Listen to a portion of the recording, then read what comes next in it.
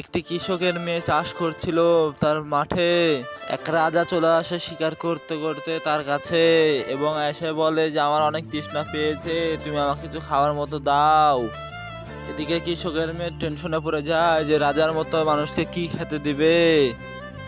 অতঃপর রাজা বলল, তোমার কাছে যা আছে তুমি তাই দাও। কৃষকের মাঠে ছিল কুসুর, আর সেই কুসুরের রস বের করে গ্লাসে ভরে দিল রাজাকে খেতে এবং রাজা সেটা অনেক তৃপ্তি করে খেলো। সে রাজার রস খাওয়ার পরে তার প্রাণ জুড়িয়ে গেল এবং সে তার জন্য অনেক দোয়া করলো।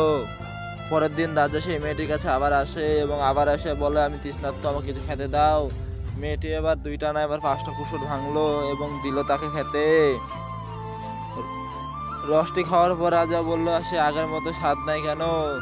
মেয়েটি বলল, আপনি কালকে সত্যি তৃষ্ণার্ত ছিলেন, আপনি আজকে তৃষ্ণার্ত না, আপনি আজকে লোভ লালসার জন্য এসেছেন আমার কাছে।